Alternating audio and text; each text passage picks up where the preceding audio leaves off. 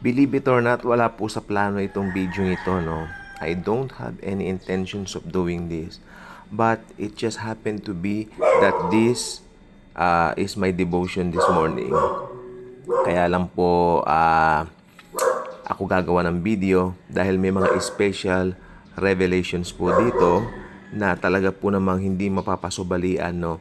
Alam nyo, when you read the scripture, kailangan keen observer din po kayo. Tinitingnan yung mabuti. Ano yung nangyayari? No? Kasi kalimitan na narinig, tingnan natin yung konteksto. Yeah, I mean that. It mean really well. Yeah, pero iba rin po yung maging observer ka. Baka yung mga pagkakataon na kinakausap ka na ng Panginoon sa mga verses na to. Ay, alam niyo po ba itong mga verses na to? Kailangan ko po ngayon dahil may kinalaman po sa financial, no? Hindi ko sinasabing parang nawawala ng pera. Hindi po gano'n. Of course, we are blessed po. Pero sa financial natin, Jesus is also teaching us how to be a good steward of our money. No, dahil itong mga nakaraan po parang yan ang gusto ng Panginoon na, hey, focus on this, my son, sabi niya sa akin. And because may malaking kapakinabangan kung natutunan mo yan. Okay? So, kaya ito po ay a very important chapter or verse. Mga verses lang po siya, no? Pero basahin na lang po natin yung konteksto. Okay? So, it was as the multitude pressed about him to hear the word of God. Okay?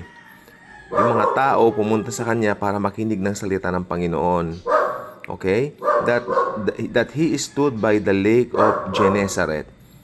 And saw two boats standing by the lake, but the fishermen had gone from them and were washing their nets.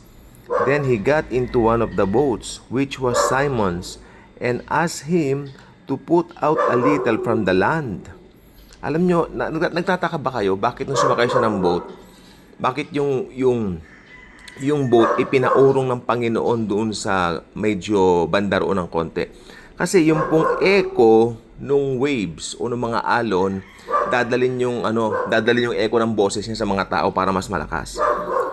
No wonder Jesus is the creator of the universe. Alam niya ang gagawin niya para marinig yung echo niya, di ba? O yan. O yun. Sabi niya, when he had stopped speaking, yan na, di ba nangaral siya? O, sabi rito, and he sat down and taught the multitude from the boat. O, yung boat kanya pong pinabanda roon, okay, at nangaral siya. Nung matapos siya mangaral, tignan niyo po, may sinabi si Lord dito. So, yun na nga po, at pagkatapos niyang nangaral, when he had stopped speaking, he said to Simon, launch out into the deep and let down your nets. With S yan ha.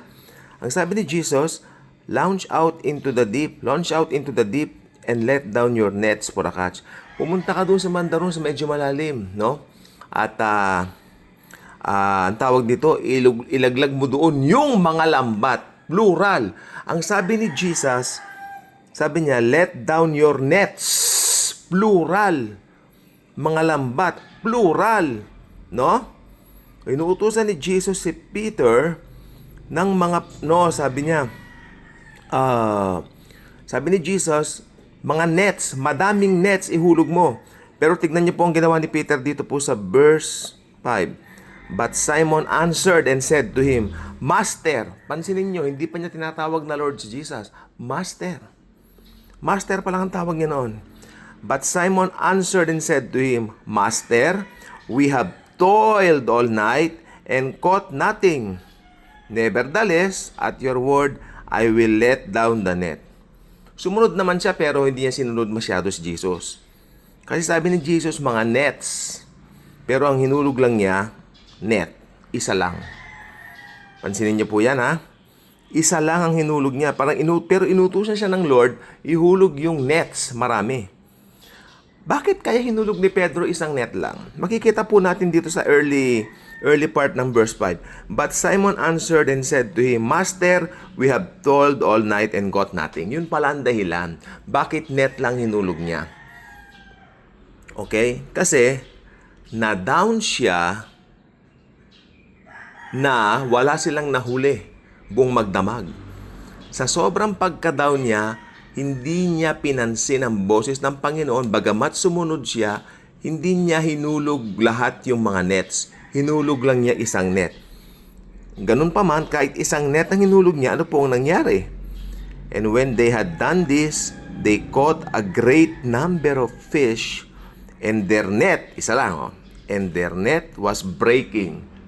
Halos mapunit na yung kanilang net. Net lang yan, ha? Great number of fish sa isang net. At ito maganda din. So they signaled to their partners in the other boat to come and help them. Yung mga ibang kasamahan nila sa paligid na nangungula ng isda, tinawag nila, halika kayo dito, tulungan ninyo kami. Tulungan ninyo kami, come and help us para mabuhat itong net na napakabigat at punong-puno ng mga isda. And they came and filled both the boats. Sa iisang net lang, 2 bangka ang napuno. So that they began to sink. Halos lumubog na yung bangka sa sobrang bigat ng mga huli nila. Yan ang blessing ni Jesus. Pansinin po ninyo, kung maraming nets ang hinulog ni Peter, mas maraming blessing, di po ba? Yun. Tingnan natin to. Tingnan nyo nangyari kay Peter dito. When Simon Peter saw it, he fell down at Jesus' knees, saying, "Depart from me, for I am a sinful man, O Lord." Iba na ang tawag niya kay Jesus. Lord na ang tawag niya sa Panginoon. Dahil nakita na ni Peter yung kapangyarihan ng Panginoon at kung sino si Jesus sa kanyang buhay ngayon. Okay? Tanungin ko po kayo, ano ang nauna? Yung nakakilala si Peter kay Jesus o yung blines muna ni Jesus si Peter? Pansinin niyo ang Panginoon, blines muna niya Dahil nung blines ni Jesus si Peter, nakita niya. Okay, nakita niya. Nakita ni Pedro na si Jesus Christ ang Panginoon na kailangan niya.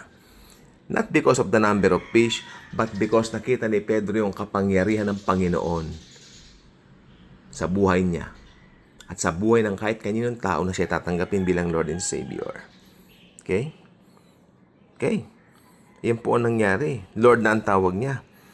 Sabi dito sa verse 9, "For he and all who were with him were astonished at the catch of fish which they had taken. And so also were James and John, the sons of Zebedee," yan din, "who were partners with Simon." Si Simon, si Peter yun "And Jesus said to Simon, 'Do not be afraid. From now on, you will catch men.'" Ito na po yung umpisa nung kanyang ministry. Blines muna ni Jesus sila, si Peter, at nakita ni Peter yung kapangyarihan ng Panginoong Hesus, at nung nakita po niya ito, siya po ay lumuhod sa Panginoon. This is it. This is the God of the universe na nagkatawang tao. Amen? Tingnan niyo po ang nangyari. Kahit gaano karami yung blessing, ano po yung nangyari dito? "So when they had brought their boats to land, they forsook all and followed him." Lahat ng blessing na nakuha nila, pinabayaan nila lahat. Ibig sabihin, iniwan na nila lahat ng yan. Pinamigay na lang nila at sumama kay Jesus. Ibig po sabihin yan, when you have Jesus, you have everything. Kaya kung Kristiyano ka at natatakot ka na baka magkulang ka sa financial, tulad ko kahapon, yan ang naiisip ko, nakakahiya po sa Panginoon, sapagkat when you have Jesus, you have everything at natitiyak mo, unlimited ang blessing. And besides, huwag kang nakikinig sa mga maling boses, sa mga wrong voices. Kasi kahapon may unbeliever akong kausap, sabi niya, "Oo nga, magastos tayo, magastos, puro negative ang maririnig mo sa unbeliever. Hindi ka makakakuha ng magandang katugunan, hindi ka makakaganda ng magandang mga tinatawag na payo kung unbeliever ang kakausapin mo, sapagkat walang espiritual na bagay na lalabas o mamumutawi mula sa kanilang mga bibig. Ang kanila nakikita lang ay yung natural ng mundo. Sa kanila, to see is to believe. Pero tayo, to believe is to see. Malaking difference. Mag-isip ang mga unbelievers sa hindi. Makikita po natin dito si Pedro, si Pedro, nung una rito, unbeliever pa po siya eh. Hindi po ba? Unbeliever pa siya nung umpisa eh. Dito niya nakilala ang Panginoon. Dito niya na-encounter si Jesus Christ. Kaya pag unbeliever, talagang may hindi sumusunod. Pero blines niya. Pero maganda rito, maski isang net lang hinulog ni Pedro, blines niya. Sapagkat doon sa pag-bless niya kay Peter na yon, makakakilala pala si Pedro sa kanya. At gagawin niyang mamalakayan ng tao. Mamalakayan means nang huhuli ng mga kaluluwa. Pangangaluluwa pa rin ang Yes. Ganda nitong huli So, when they had brought their boats to land, ibig sabihin, tapos na yung ginagawa nila, gusto ko itong huli, they forsook all and followed Him. Mula sa blessings, natungo ang kanilang paningin sa blesser, si Jesus. Kasi hindi ka magkakaroon ng mga blessings when you don't have the blesser Himself, the Lord Jesus Christ. Okay? So, yun ang pong gusto ko pong sabihin. At nakakamangha, maski isang net lang ang hinulog niya, pinagpala niya sila. At ayun, hindi nga po magkanda o gaga si Pedro at ang mga kasamahan. Tumawag pa ng tulong. Iisang net lang yun One net lang yun at napuno yung 2 bangka. What more kung nets ang hinulog niya? Baka pati yung mga tumulong, naku po, hindi sila magkanda o gaga. Yun lang po ang gusto kong pagbulayan natin ngayon. And again, pag believers tayo, huwag tayong matatakot. We have the blesser. At ang pinaka-blessing natin ay si Jesus mismo. Magandang umaga po.